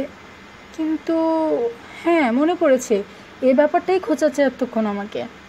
সেদিন যখন দৌড়াতে যাওয়ার জন্য দরজাটা খুলি তখন একটা প্যাকেট পড়েছিল সামনে। এটা অবশ্য তেমন অদ্ভুত কিছু না, কারণ আমাজনে প্রায়ই আমি জিনিসপত্র অর্ডার দিই। কিন্তু প্যাকেটগুলো আমার চোখে পড়ে না, কারণ আমার হয়ে ইসাবেলাই সব ডেলিভারি নেয় আর সব কিছু খুলেও দেখে, সেটা জামা কাপড় কিংবা বইপত্র যাই হোক না কেন। কিন্তু শুক্র আর শনিবার ইসাবেলার ছুটি, এই 2 দিন সে আসে না। এই সময়ের মধ্যে কিছু আসলে সেটা বাইরেই পড়ে থাকে আর আমাকেই সব কিছু খুলে দেখতে হয়। তাই আমি চেষ্টা করি সব কিছু রোববারে অর্ডার করতে, তাহলে শুক্রবারের আগেই বাসায় পৌঁছে যায় জিনিসগুলো। কিন্তু মজার ব্যাপার হচ্ছে, সেদিন প্যাকেটে করে যে ডিভিডিটা এসেছিল সেটা আমি অর্ডার করিনি। আমি ভেবেছিলাম বাবা হয়তো আমার হয়ে অর্ডার করে দিয়েছেন। এটা তিনি আগেও করেছেন, যদিও আমি বেশ কয়েকবার তাকে বলেছি ইন্টারনেট থেকে সিনেমা ডাউনলোড করে নিতে পারি, তারপরেও তিনি ডিভিডি পাঠাতেন। তাকে যখন জিজ্ঞেস করেছিলাম এই ব্যাপারে তখন বলেছিলেন তিনি মোটেও আমার জন্য এই ফালতু এলিয়েনদের সিনেমাটা অর্ডার করেননি। আমার কাছে মনে হয়েছিল তিনি মজা করছেন, কারণ এ ওয়াক টু রিমেম্বার নামে একটা সিনেমা যখন বের হয়েছিল তখনও তিনি এই কাজটা করেন। নিজে অর্ডার করে পরে এমন ভাব নেন যেন কিছুই জানেন না এই ব্যাপারে। আমিও গেম অফ থ্রোনস দেখা নিয়ে অনেক ব্যস্ত, আর মাত্র 2 সিজন বাকি আছে, তাই এর মাঝে অন্য কিছু দেখার কথা মাথায় আসেনি। তাছাড়া বাবা আমাকে এর আগে যে 2টো সিনেমা পাঠিয়েছিলেন, শশাঙ্ক রিডেম্পশন আর মিডনাইট এক্সপ্রেস, ও দুটোও দেখা হয়নি তখনও। তাই 5 দিন আগে নতুন ডিভিডিটা বুকশেলফের একদম নিচে রেখে ওটার কথা ভুলেই গিয়েছিলাম। কিন্তু এখন মনে হচ্ছে বাবা হয়তো আসলেই ডিভিডিটা পাঠাননি, অন্য কেউ কি পাঠাতে পারে। মাকে সন্ত্রাসী আখ্যা দেওয়ার পেছনে একটা কারণ হতে পারে তিনি হয়তো খুব গুরুত্বপূর্ণ কিছু জানতেন অথবা গুরুত্বপূর্ণ কিছু চুরি করেছিলেন। আচ্ছা, উনি কি জাতীয় পর্যায়ের কোনো তথ্য চুরি করেছিলেন যার কারণে হোমল্যান্ড সিকিউরিটি তার পেছনে লাগে? ইনগ্রিড কালকে কালো স্যুট পরা এক লোকের কথা বলেছিল যে নিজেকে হোমল্যান্ড সিকিউরিটির বলে দাবি করে। আমি দৌড়ে গিয়ে বুকশেলফের একদম নিচ থেকে ডিভিডিটা বের করে হাতে তুলে নিলাম, ম্যান ইন ব্ল্যাক। ডিভিডির কেসটা খুলে দেখলাম ভেতরে কিছু লেখা আছে কিনা, কিন্তু সেরকম কিছুই চোখে পড়ল না। এবার ডিভিডিটা কম্পিউটারের উপর রেখে দৌড়ে ময়লা ফেলার বাক্সটার সামনে গেলাম এই আশায় ভেতরে হয়তো আমাজনের প্যাকেটটা থাকবে, কিন্তু না, ময়লার বাক্সটা একদম খালি। আচ্ছা, ওই বাদামি রঙের কার্ডবোর্ডের প্যাকেটটাই কি কিছু লেখা থাকতে পারে? এই প্রথম আমার মনে হচ্ছে মার মৃত্যুর সময় সম্পর্কে ডাক্তারদের ধারণা হয়তো আসলেও সঠিক। মার পক্ষে এটা খুবই সম্ভব তিনি আমাজনের একটা প্যাকেট নকল করে আমার দরজার সামনে রেখে যেতে পারেন, কারণ বহুদিন ধরে তিনি গুপ্তচর বৃত্তি করে আসছেন। মার লাশটাও পাওয়া গেছে আমার বাসা থেকে মাত্র 6 মাইল দূরে। এটা কি কাকতালীয় ঘটনা, নাকি তিনি আসলেও আমার বাসার সামনে এসেছিলেন? এখন বাজে 3:49। কম্পিউটারের সামনে বসে সিনেমাটা ছেড়ে দিলাম। অপেক্ষা করছি পর্দায় হয়তো যে কোনো মুহূর্তে ভেসে উঠবে কোনো গোপন পারমাণবিক বোমার ছবি কিংবা রাশিয়ার গুপ্তচরদের কোনো তালিকা। এমনটাও হতে পারে প্রেসিডেন্টের কোনো রগরগে ভিডিও প্লে হওয়া শুরু করবে এখনই। কিন্তু পর্দায় যেটা শুরু হলো সেটার কথা আমি কল্পনাও করিনি। বালের সিনেমা। চোখ খুলে দেখি 2:58 বাজে। গত কয়েক মাসের মধ্যে এই প্রথম একটু আগে ঘুম ভেঙে গেল। 2টা বাড়তি মিনিট। সময় ব্যাপারটা আমার কাছে অনেকটা টাকা পয়সার মতো। একবার বাবাকে আমি এটা বোঝানোর চেষ্টা করেছিলাম, তিনি যদি কখনো ঘুম থেকে উঠে দেখতে পান তার বিছানার পাশে টেবিলে $2000 রাখা, তাহলে তিনি কিন্তু সাথে সাথে ওটা খরচ করার ব্যাপারে চিন্তাভাবনা করা শুরু করবেন। আমার ক্ষেত্রেও এই 2 মিনিটের ব্যাপারটা সেরকমই কিছু। এই বাড়তি 2 মিনিট কি আমি একবারে খরচ করে ফেলবো, নাকি ভেঙে ভেঙে খরচ করব? গোসলটা 1 মিনিট বেশি করা যেতে পারে, আবার 7টা বাড়তি বুকটনও দেওয়া যেতে পারে, দৌড়ানোতেও একটু বেশি সময় দেওয়া যায়। ভাবলাম একবার ল্যাসিকে জিজ্ঞেস করে দেখি ও কী বলে, কিন্তু ব্যাটা এখনও মরার মতো ঘুমোচ্ছে। ওকে জিজ্ঞেস করেও লাভ হতো বলে মনে হয় না। ও চাইতো ওই 2 মিনিট আমি ওর পেটটা চুলকে দিই। শেষ পর্যন্ত ভাবলাম এই বাড়তি 2 মিনিট বাবার সাথে কথা বলবো, মার সম্পর্কে আর কোনো অজানা তথ্য যদি জানা যায়। আজকে দেখি তাড়াতাড়ি উঠে গেছো। বেডরুমের দরজার দিকে তাকালাম, ইনগ্রিড দাঁড়িয়ে আছে নগ্ন, শরীরের প্রতিটা ভাঁজ সুন্দরভাবে ফুটে উঠছে। বাড়তি 2 মিনিট কিভাবে কাটাবো সেটা নিয়ে আর সংশয় থাকলো না। ও আমার বিছানায় উঠে আসলো। 9 মিনিট পর ইনগ্রিড আমার বুকে মাথা রেখে শুয়ে আছে, দুজনেই ক্লান্ত। এভাবে যদি প্রতিদিনই বাড়তি 2 মিনিট খরচ করতে পারতাম। চোখ না খুলেই বললাম আমি, মিয়াও। মাথা ঘুরিয়ে দেখি ল্যাসি ড্যাব ড্যাব করে ইনগ্রিডের দিকে তাকিয়ে আছে। কিরে, তোর কি লজ্জা শরম বলতে কিছু নেই নাকি? তোকে না আগেও বলেছি এই সময় তুই পাশের রুমে থাকবি। জবাবেও ইনগ্রিডের দিক থেকে চোখ না ফিরিয়েই আস্তে আস্তে ঘর থেকে বের হয়ে গেল। কোনো তাড়া নেই যেন, বদ কোথাকার। পরের 2 মিনিটে গোসল করে রান্নাঘরে ঢুকলাম। এর মধ্যে বাবা 2বার মেসেজ দিয়েছেন ফোনে। জবাবে তাকে জানালাম ইনগ্রিড এসেছে আজকে, আমি কালকে তার সাথে কথা বলবো। ল্যাসির বাটিতে খাবার ভরে সেটা নিচে রেখে দিলাম। এই নে ফাজিল। মিয়াও। না, আমি তোর জায়গায় হলে মোটেও এরকম করতাম না। ইসাবেল আমার জন্য যে খাবার রান্না করে রেখে গেছে সেটা ওভেনে গরম করে নিয়ে ঘরে ফিরে গেলাম তাড়াতাড়ি। ইনগ্রিড বালিশে হেলান দিয়ে বসে আছে, ওর হাতেও একটা বাটি আর 1 গ্লাস দুধ তুলে দিলাম। সাথে সাথে খাওয়া শুরু করলো ও। খিদে পেয়েছে অনেক, সেটা বোঝাই যাচ্ছে। বলো তো দেখি আমি কি জানতে পেরেছি। মুখ ভর্তি খাবার নিয়ে কাজ ঝাঁকিয়ে কিছু একটা বলল ইনগ্রিড। আমার মা কোনো সন্ত্রাসী গোষ্ঠীর সাথে জড়িত ছিলেন না। ওর ভ্রুজোড়া উঁচু হয়ে গেল। তিনি একজন গুপ্তচর ছিলেন। ইনগ্রিডের গলায় খাবার আটকে গেল, কেসে উঠল একটু। দুধের গ্লাস থেকে 2 ঢোক গিলে নিয়ে একটু স্বাভাবিক হলো সে। কি বলো এগুলো? বাবার কাছ থেকে যা যা জানতে পেরেছি সব খুলে বললাম ওকে। তোমার বাবা কি আসলেই এতদিন তোমাকে কিছু বলেনি? আমি মাথা নাড়লাম। কিভাবে সম্ভব এটা? আসলে বাবা চেয়েছিলেন আমি যাতে মাকে ঘৃণা না করি। এটাও একটা কারণ হতে পারে। কিছুক্ষণ নীরব থাকার পর বলল ইনগ্রিড। এরপর আমি ওকে আমার সন্দেহের ব্যাপারটা বললাম। মা হয়তো সিআইএর কাছ থেকে গোপন কোনো নথি চুরি করেছিলেন, অথবা তিনি এমন কোনো গোপনীয় বিষয় জানতেন যার কারণে হোমল্যান্ড সিকিউরিটি তার খুনের ঘটনাটার সাথে জড়িয়ে গেছে। ইনগ্রিডও মাথা নেড়ে আমার কথায় সম্মতি জানানো। ওকে সিনেমার ডিভিডির কথাটাও বললাম। তোমার ধারণা তোমার মা ওই সিনেমাটা পাঠিয়েছেন? তা না হলে আর কে পাঠাবে? বাবাও তো পাঠাননি। ওর দিকে অর্থপূর্ণ দৃষ্টি নিয়ে তাকালাম। না, আমিও পাঠাইনি। যাই হোক, কেউ একজন তো পাঠিয়েছে, আর সেটা এমন একদিনে আমার কাছে এসে পৌঁছেছে যেদিন আমার মা খুন হয়েছেন। ওকে মার ময়নাতদন্তের রিপোর্ট আর তার লাশটা যে আমার বাসা থেকে 6 মাইল দূরেই পাওয়া গেছে সেটা বললাম। ওয়াকার আমাকে আগেই বলেছে লাশটা কোথায় পাওয়া গেছে, কিন্তু তার মানে এটা নয় যে তাকে ওখানেই খুন করা হয়েছে। এমনটাও হতে পারে তাকে আরও 50 মাইল দূরে খুন করে লাশটা পটোম্যাক নদীতে ভাসিয়ে দেওয়া হয়েছে। হতে পারে, কিন্তু তাকে আমার বাসার এত কাছেই পাওয়া গেছে, এ ব্যাপারটা একটু বেশিই কাকতালীয়। তা ঠিক, তবে গত 6 বছরে একটা ব্যাপার আমি শিখেছি, মানুষের ধারণার চেয়ে অনেক বেশি কাকতালীয় ব্যাপার ঘটে থাকে এই লাইনে। আমি মাথা নাড়লেও পুরোপুরি সন্তুষ্ট হলাম না। আচ্ছা, ডিভিডিটা কোন সিনেমার? Man in black. জবাবেও হাসলো একবার। আসলে ওই সিনেমাটাই আছে নাকি ডিভিডিটাতে? এতক্ষণ পর্যন্ত যতটুকু দেখেছি ওটাই। গতরাতে ঘুমাতে যাওয়ার আগে 9 মিনিট আমি সিনেমাটা দেখেছি। শুরুতে দেখা যায় কালো চামড়ার এক পুলিশ এক চোরকে ধাওয়া করেছে, কিন্তু চোরটা 10তলা বিল্ডিংয়ের উপর থেকে লাফ দেওয়ার পর তার আসল পরিচয় বের হয়ে আসে, সে একটা এলিয়েন। এরপর কালো স্যুট পরা সাদা চামড়ার এক লোক এসে পুলিশ অফিসারটাকে একটা লাল সাইটের দিকে তাকাতে বলে। ব্যাস, কিছুক্ষণ আগে যা যা দেখেছে সব ভুলে যায় অফিসার। যে প্যাকেটে করে ডিভিডিটা এসেছে সেটার কি হলো? ইনগ্রিড জানতে চাইলো আমার কাছে। সেটা ইসাবেল ফেলে দিয়েছে। গালটা একটু ফোলালো ও। হ্যাঁ, আমি জানি ওটার ভেতরে কিছু লেখা ছিল হয়তো। জবাবে একবার শ্রাগ করে হয়তো সে এটা বোঝানোর চেষ্টা করলো এখন আর কিছুই করার নেই। চলো সিনেমা দেখবো এখন। ল্যাপটপটা খুললাম। পপকর্ন আছে? থাকতে পারে, হেসে বললাম তাকে। রান্নাঘরের ক্যাবিনেট খুলে দেখলাম পপকর্নের যে প্যাকেটটা আছে সেটা মেয়াদ উত্তীর্ণ। এটার মেয়াদ শেষ হয়ে গেছে, ওখান থেকে চেঁচিয়ে জানালাম। আমি এসব শুনতে চাই না। বেডরুম থেকে ইনগ্রিডের গলায় ভেসে এলো, আমার পপকর্ন চাই। আমি পপকর্নের প্যাকেটটা ওভেনে দিয়ে সোফাটার কাছে গেলাম যেখানে ইনগ্রিড সব জামা কাপড় খুলে রেখেছে।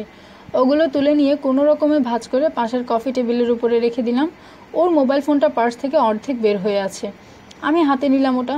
মোবাইলের স্ক্রিনে আমার ঘুমন্ত অবস্থার একটা ছবি ল্যাসিয়াস হয়ে আছে আমার বুকের উপরে। ছবিটা দেখলেই আমার হাসি পায়। মোবাইলের ফ্ল্যাশ লাইটটা একবার জ্বলে উঠলো। একটা মেসেজ এসেছে। আমি পড়ে নিলাম 1 লাইনের মেসেজটা। ওভেনের বিপ আওয়াজটা শুনে বাস্তবে ফিরে এলাম। ফোনটা জায়গা মতো রেখে দিয়ে পপকর্ন নিয়ে বিছানায় উঠে বসলাম আমি। ল্যাসিও লাফ দিয়ে আমার কোলে উঠে এলো। এখন বাজে 3:19। আচ্ছা, শুরু থেকে এ পর্যন্ত কি হয়েছে সিনেমাটাতে? আমি মাথা থেকে মেসেজটার কথা ঝেড়ে ফেলে এ পর্যন্ত ওকে সিনেমায় যা যা ঘটেছে সেগুলো বললাম। পরে টানা 40 মিনিট ধরে আমরা সিনেমাটাই দেখলাম। 3:59-এর সময় ল্যাপটপ বন্ধ করে দিলাম আমি। ইনগ্রিড আমার ঘাড়ে তার মাথাটা রাখলো। Good night. ওর মাথায় হাত বোলাতে বোলাতে বললাম, গুড নাইট। দাঁড়াও, তুমি না আমাকে সকালের মিটিংয়ের ব্যাপারে কি যেন বলতে চেয়েছিলে? ও, আসলে মিটিংটা বাতিল হয়ে গেছিল, তাই আমাকে আর সকাল সকাল উঠতে হয়নি। আমি ইনগ্রিডের ফোনের মেসেজটার কথা চিন্তা করলাম আবার।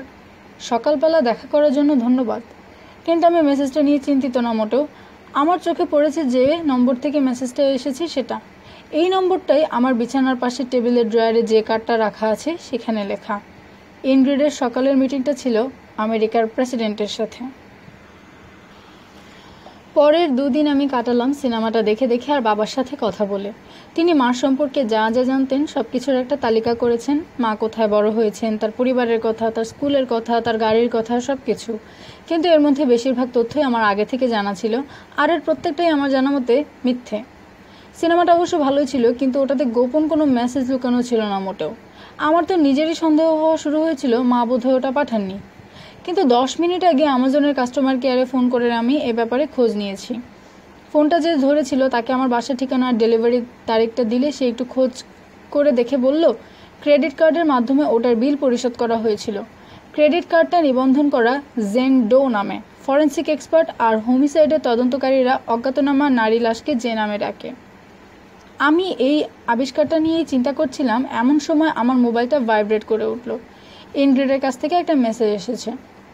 কালকে তো তুমি কিছু জানালে না, সিনেমাটা শেষ হলো কিভাবে? কিছু খুঁজে পাওনি নিশ্চয়ই?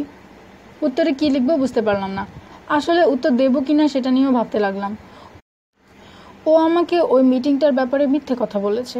প্রেসিডেন্টের সাথে সে দেখা করতেই পারে, কারণ প্রেসিডেন্ট যে মামলায় ফেসে গেছিলেন সেটা তদন্তের দায়িত্বে ছিল ইনগ্রিড। তাই দাপ্তরিক কোনো কাজে সে যেতেই পারে ওখানে। কিন্তু এটা নিয়ে মিথ্যা কথা বলবে কেন? মিটিংটা বাতিল হয়ে গেছিল। মেসেজটা দেখে বোঝা যায় প্রেসিডেন্ট সুলিভানই তাকে ডেকে পাঠিয়েছিলেন। সুলিভানকে আমি পছন্দই করি, কিন্তু কাউকে পছন্দ করা আর তাকে বিশ্বাস করা সম্পূর্ণ আলাদা ব্যাপার। ইনগ্রিডের সাথে আমার সম্পর্কটা 6 মাসের হলেও এই সময়ের মাঝে আমরা সর্বোচ্চ 70 ঘন্টা একসাথে কাটিয়েছি। আমাদের সম্পর্কটার ধরন নিয়ে আমি সন্দিহান। আমি কি ওর সকল চাহিদা মেটাতে পারি, বিশেষ করে শারীরিক চাহিদা? আমি পাল্টা মেসেজে লিখলাম, সিনেমাটা ভালোই ছিল, কিন্তু কোনো সূত্র পাইনি।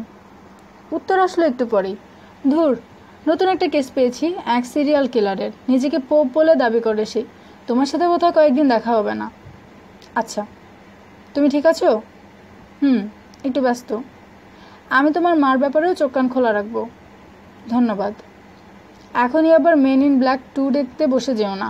আমি দেখিনি অবশ্য, কিন্তু রিভিউ দেখেছি জঘন্য নাকি ওটা। দেখবো না, পরে দেখা হবে তোমার সাথে।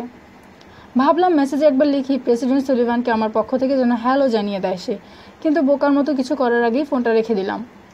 এখন বাজে 3:37। চল যাই, জোরে বললাম। ল্যাসি লাফ দিয়ে সোফা থেকে নেমে গেল। ওর চেইনটা নিতে গিয়েও নিলাম না। বেচারা গত 3 দিন ধরে বাইরে যায় না। 1 মিনিট পর আমি আর ল্যাসি রাস্তা ধরে দৌড়াচ্ছি। ইনগ্রিডের ব্যাপারটা মাথা থেকে ঝেড়ে ফেলার একমাত্র উপায় হচ্ছে মার সম্পর্কে চিন্তা করা। তাও 1 মাইল পর্যন্ত ওর ব্যাপারটাই ভাবতে লাগলাম। মনে হচ্ছে ওকে গুড নাইট জানিয়ে একটা মেসেজ পাঠিয়ে দেই, আর এটাও জানাই ও আমার জীবনে এসেছে বলে আমি কতটা ভাগ্যবান।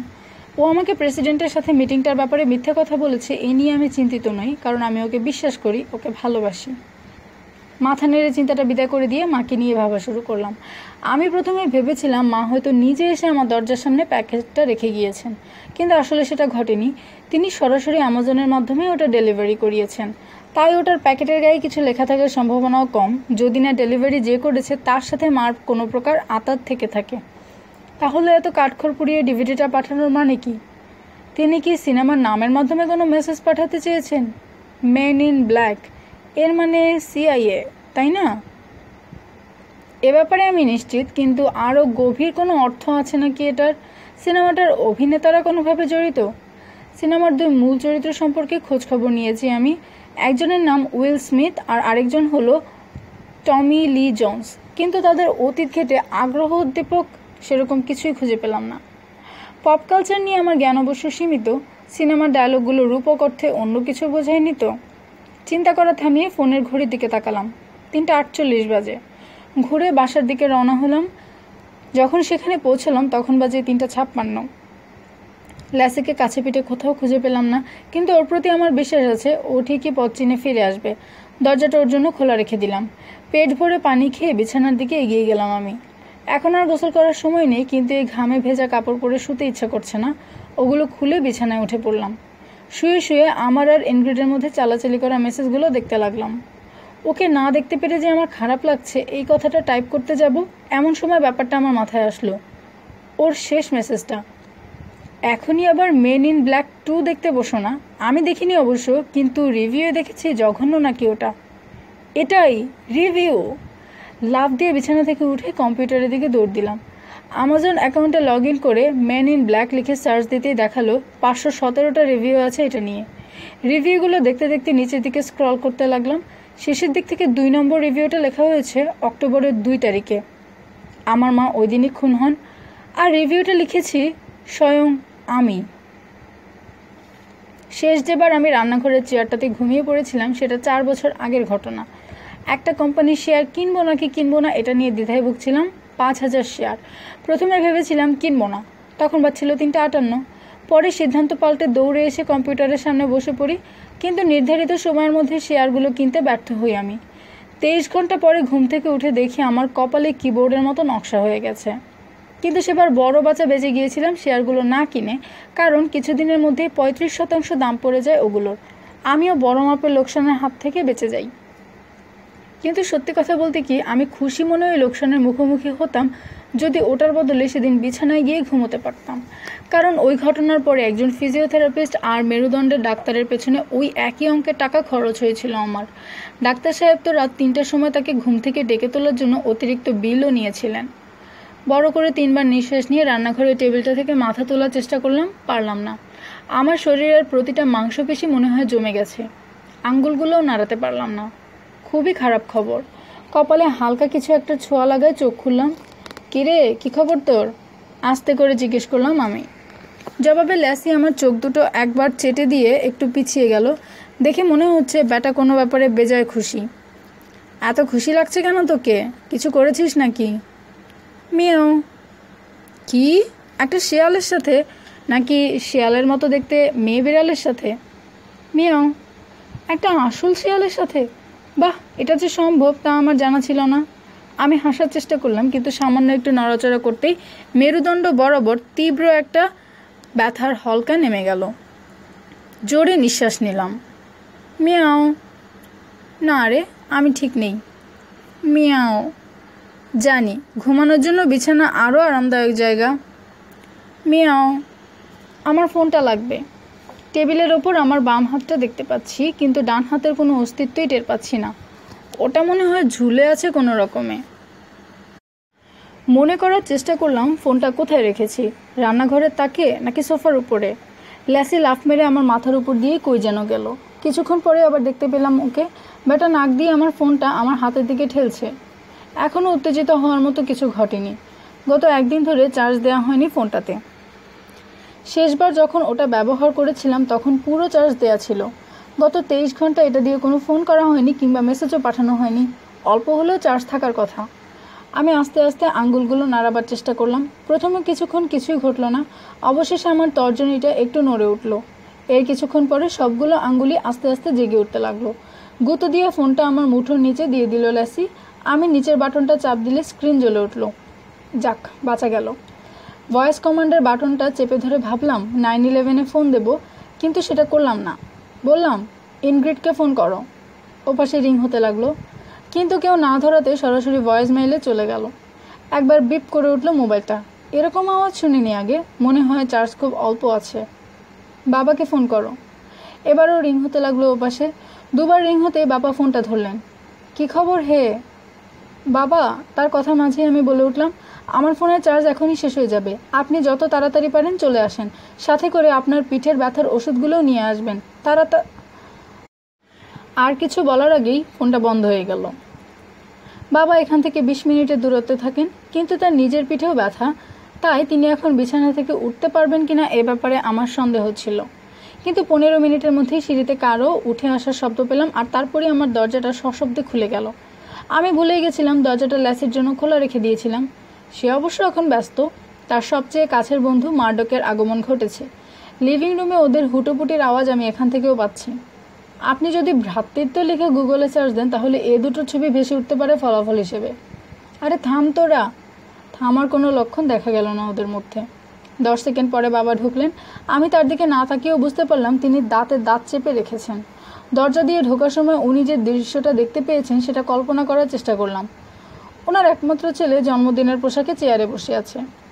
হাসি আর দমিয়ে রাখতে পারলেন না। পুরো ঘর কাঁপিয়ে হেসে উঠলেন। আমাকে কি জিজ্ঞেস করতে হবে কি হয়েছিল? গত 15 মিনিট ধরে অপেক্ষা করার সময় আমি আমার শরীরের অঙ্গ প্রত্যঙ্গগুলো একটু স্বাভাবিক করার চেষ্টা করে যাচ্ছিলাম। কিছুটা হলেও সফল হয়েছি, কারণ এখন মাথাটা একটু নাড়াতে পারছি। চোখের কোণ দিয়ে দেখলাম হাসতে হাসতে বাবার চোখ দিয়ে পানি বের হয়ে গেছে। মারডক আর ল্যাসির আওয়াজ আরও বেড়ে গেছে। নিচতলার ভাড়াটিয়ার সুখের ঘুমটা এতক্ষণে মনে হয় ভেঙে দিয়েছে ওরা। এই, তোরা আওয়াজ কম কর, বাবা চেঁচিয়ে বললেন ওদেরকে। এবার ওরা একটু শান্ত হলো। আমার ঘাড়ে বাবার হাতের স্পর্শ টের পেলাম। তিনি এখনও মৃদু হাসছেন, কিন্তু আমার গতবারের অভিজ্ঞতা থেকে এটাও জানেন এভাবে ঘুমানোর ফলাফল আমার জন্য কতটা মারাত্মক হতে পারে। আমার মেরুদণ্ডের অপূরণীয় ক্ষতি হয়ে যেতে পারত, আমার হাত কিংবা পায়ের স্নায়ুগুলোর অনেক ক্ষতি হয়ে যেতে পারে। মারডক আমার বাবার পাশে দাঁড়িয়ে ওর 1 ফুট লম্বা জিহ্বাটা দিয়ে আমার মুখ চাটতে লাগলো। কিরে গর্ধব, কী খবর? ল্যাসি ওর ঘাড়ের উপর চড়ে আছে। মিয়াও। হ্যাঁ, একদম ঘোর শহরের মতো লাগছে তোকে। শহর এখান থেকে? মারডককে সামনে থেকে ঠেলা দিয়ে সরাতে সরাতে বললেন বাবা। চলো এখন তোমাকে সোফায় নিয়ে যাই, আমার উদ্দেশ্যে বললেন তিনি। চিন্তা করে দেখলাম এটা করার সবচেয়ে ভালো উপায় হলো আমি সহ চেয়ারটাকে টেনে সোফার কাছে নিয়ে যাওয়া, এরপর আমাকে ধরে সোফায় উল্টিয়ে দেওয়া। কাজটা সহজ নয়, কিন্তু 3:27 নাগাদ আমি সোফার উপর উঠে পড়লাম। এর মধ্যে বাবা আমাকে একটা বক্সার পরিয়ে দিয়েছেন। কাজটা করতে তিনি একটুও দ্বিধাবোধ করেননি। এ কারণেই তাকে আমি এত পছন্দ করি। তুমি কি পেইন কিলারগুলো এখনই খেতে চাও? ওষুধগুলো এখনই দরকার আমার। ওগুলো খেলে কিছুক্ষণের মধ্যে আমি চিন্তা করার শক্তি হারিয়ে ফেলবো, কিন্তু আমাকে আরও কিছু সময় জেগে থাকতে হবে। এখন না, এটুকু বলতে গিয়ে ব্যথায় গুঙিয়ে উঠলাম। মনে হলো কেউ আমার মেরুদণ্ড বরাবর একটা করাত চালিয়ে দিয়েছে। সাথে সাথে মত পাল্টে বললাম, ওষুধ দিন এখনই। তিনি আমার দিকে 1 গ্লাস পানি এগিয়ে দিলে 2টো ট্যাবলেট গিলে ফেললাম ওগুলো দিয়ে। আপনি কি ল্যাসিকে খাওয়াতে পারবেন? আর আমাকেও একটা প্রোটিন শেক বের করে দিয়েন ফ্রিজ থেকে, বাবাকে বললাম। তিনি 2টো কাজই করলেন। আমার পাশে বসে প্রোটিন শেকটা ধরে রাখলেন তিনি, আর আমি খেতে লাগলাম। তো আমাকে বলবে কি ঘটেছিল? ল্যাপটপটা নিয়ে আসেন একটু। উঠে গিয়ে ল্যাপটপটা নিয়ে আসলেন তিনি। স্ক্রিন সেভার হিসেবে ইনগ্রিডের একটা ছবি সেট করে রাখা আছে তাতে। রিফ্রেশ করুন এবার, বললাম তাকে, কিন্তু তিনি ইতস্তত বোধ করতে লাগলেন। সমস্যা নেই বাবা, আশ্বস্ত করলাম তাকে। উল্টাপাল্টা কিছু ভেসে উঠবে না পর্দায়। আচ্ছা। পরের 10 মিনিট ধরে আমি তাকে মেন ইন ব্ল্যাকের ব্যাপারে সব কিছু বললাম। কিভাবে আমি নিশ্চিত হলাম মা এটা আমাকে পাঠিয়েছেন, আর একটা রিভিউয়ের মাধ্যমে আমার কাছে একটা গোপন বার্তা পাঠাতে চেয়েছেন তিনি, এই ব্যাপারগুলোও বললাম।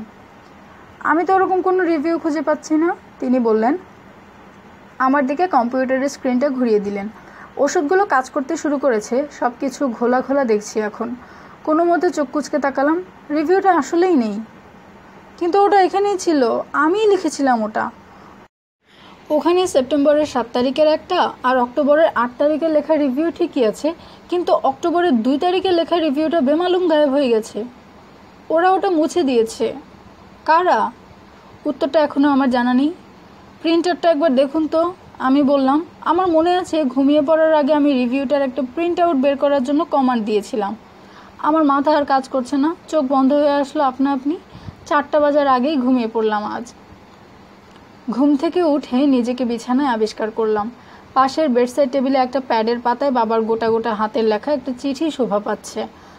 উনি গত 23 ঘন্টায় আমার জন্য যা যা করেছেন তার একটা বিবরণ লিখে রেখেছেন।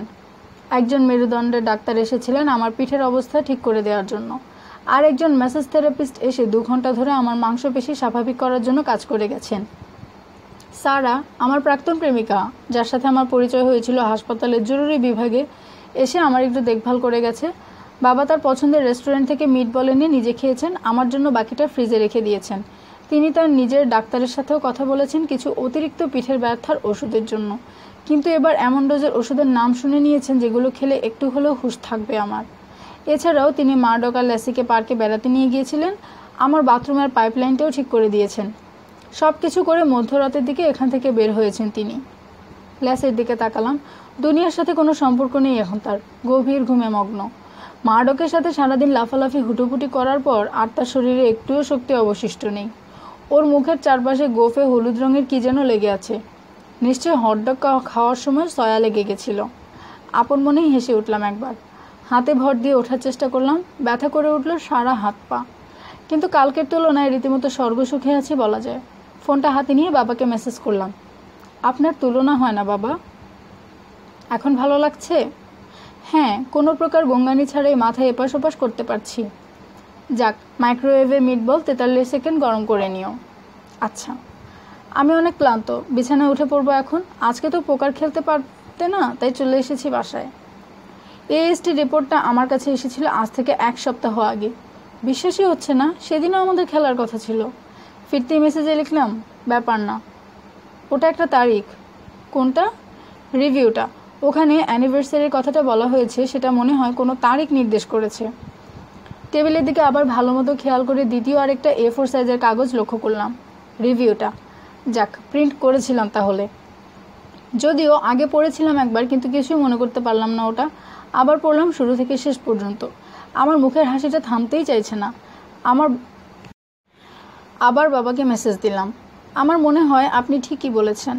আমাকে জানিও তুমি কি বের করতে পারলে। Good night. আচ্ছা, এখন ঘুমান ভালো মতো। Good night. বিছানা থেকে উঠে পড়লাম। শরীরটা এখনও কেমন জানি ম্যাচ ম্যাচ করছে। বাথরুমে গিয়ে হালকা হয়ে আসলাম। খাবার গরম করে ল্যাপটপটা নিয়ে আবার বিছানায় গিয়ে বসলাম। এখন বাজে 3:12। আমার ফোনে আরও 2টো মেসেজ এসে জমা হয়ে আছে।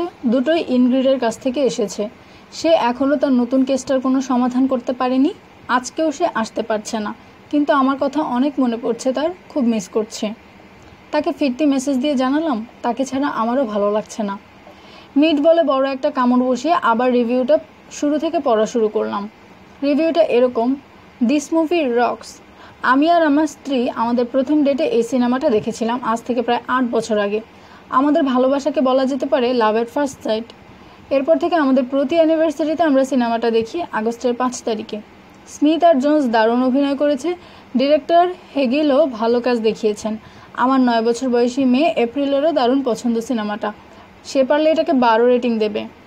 প্রকাশনার তারিখ 10/2/2014, হেনরি বিন্স। বাবার ধারণা আগস্টের 5 তারিখ আর 8 বছর আগে এই দুটো দিয়ে নির্দিষ্ট কিছু বোঝানো হয়েছে। আমারও একই ধারণা। ল্যাপটপ খুলে গুগলে সার্চ দিলাম তারিখটা। উইকিপিডিয়ার একটা পেজ চলে আসলো প্রথমেই। আমি নজর বোলানো শুরু করলাম।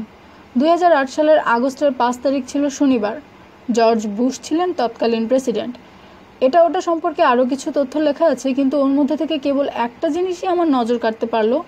উত্তর ইরাকে আল কায়েদার 2 জন উচ্চপদস্থ কর্মী এক বিস্ফোরণে মারা গিয়েছিল সেদিন। আমার যতদূর মনে হয় মা চেয়েছিলেন আমি এই লাইনটাই পড়ি। কিন্তু কেন এই 2 জন সন্ত্রাসীর মৃত্যু আমার কাছে গুরুত্বপূর্ণ হবে কেন? আমি আরও পড়তে লাগলাম। গুজব আছে যখন বিস্ফোরণটা হয়েছিল তখন ওই 2 জন সন্ত্রাসী আব্দুল আল রাহমিন আর হাম্মাদ শেখ একটা বাড়ির বেসমেন্টে বোমা বানাতে ব্যস্ত ছিল, কিন্তু তাদের বানানো একটা বোমা ওই সময়ে দুর্ঘটনাবশত বিস্ফোরিত হলে বেসমেন্টটা তাদের উপরেই ধসে পড়ে। 2 জন মৃত সন্ত্রাসী। এই কারণেই কি মাকে 4 নম্বর লাল রঙের বিপদ হিসেবে চিহ্নিত করা হয়েছিল? নিশ্চয়ই আমার চোখে কিছু এড়িয়ে যাচ্ছে। আবার রিভিউটা পড়লাম, বারবার। এবার বুঝতে পারলাম রিভিউটাতে একটা তারিখ নয় 2টো তারিখের কথা বলা হয়েছে। ওখানে 9 বছর বয়সী এপ্রিল নামের একটা মেয়ের কথা বলা হয়েছে, যে কিনা সিনেমাটাকে রেটিং হিসেবে 12 নম্বর দিত। 9 এপ্রিল 2012। আমি এবার গুগলে এই ডেটটা লিখে সার্চ দিয়ে ফলাফলগুলো দেখতে লাগলাম।